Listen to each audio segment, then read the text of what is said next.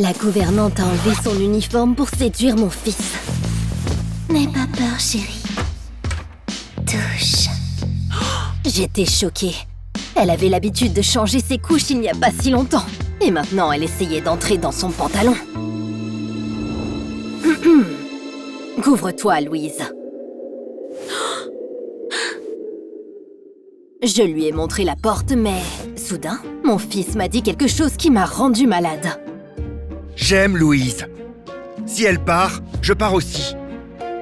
Les choses étaient pires que je ne le pensais. Il ne faisait pas que s'amuser avec elle. Il était fou amoureux d'elle. J'ai décidé d'être raisonnable à ce sujet. Oh, c'est mignon. Ça change tout alors. Viens là. Je les ai gardés dans mon champ de vision afin de mettre un terme à leur relation. Quelques jours plus tard, j'ai organisé une fête et j'ai autorisé Louise à y assister.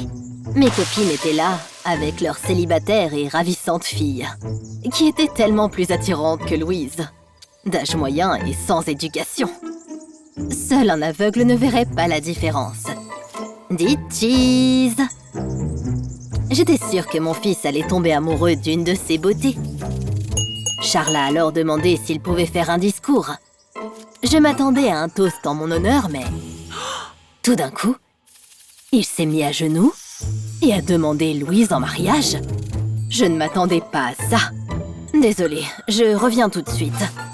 En souriant, j'ai quitté ma propre fête. La vie a été très injuste avec moi. Après la mort de mon mari, toutes les énormes dépenses sont tombées sur mes épaules. Et je rêvais de trouver une riche compagne pour mon fils. Malheureusement, j'ai échoué. Hé, toi là-haut, paradis! Tu te reposes, hein? Fais quelque chose! À ce moment-là, j'ai été témoin d'une véritable providence. Louise courait vers les toilettes en se couvrant la bouche et tout a immédiatement pris un sens pour moi. Elle était enceinte! C'était la raison de la décision hâtive de mon fils. J'ai profité du fait que mon fils était seul et j'ai essayé de semer le doute dans son esprit jeune et naïf. Chérie, je suis sûre qu'il y a un autre moyen de s'en sortir. Mais Charles ne m'écoutait pas. Il continuait à regarder l'horloge et la rue. Quand le taxi est arrivé, il m'a laissé là. Cette conversation est inutile. Nous allons à la mairie pour nous marier. Il est parti avec Louise, laissant derrière lui toutes les jeunes beautés. Je ne pouvais pas laisser une bonne gâcher la vie de mon fils. Heureusement, j'ai réussi à arriver à la mairie juste à temps. La voilà! Arrêtez-la! J'ai dénoncé Louise au ministère de l'Immigration, car elle avait travaillé illégalement pour moi pendant toutes ces années. Je savais que la loi serait dure envers moi aussi, mais je l'ai fait pour mon fils et son avenir. Quand Louise a été arrêtée, mon fils a commencé à pleurer. J'ai essayé de le calmer, en lui disant que c'était pour son bien.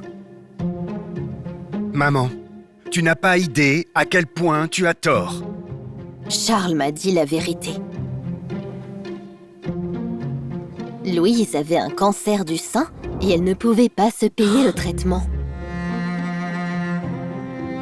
J'ai décidé de l'épouser pour qu'elle puisse avoir une assurance. Tu lui as enlevé tout espoir. Et peut-être aussi sa vie. J'ai réalisé à quel point j'étais horrible aux yeux de mon fils. Pour ne pas le perdre pour toujours, j'ai utilisé le reste de nos économies pour payer le traitement de Louise. Elle a suivi un traitement dans la meilleure clinique de sa ville natale et a réussi à vaincre la maladie avec le soutien de sa famille. Quand mon fils a appris que Louise était guérie, il est revenu me dire qu'il m'avait pardonné. Après cela, il a continué à prendre toutes les décisions de sa vie par lui-même, tandis que je me tenais à l'écart, le regardant fièrement. Rappelez-vous, Une mère crée la vie, mais c'est à l'enfant de trouver son but dans la vie.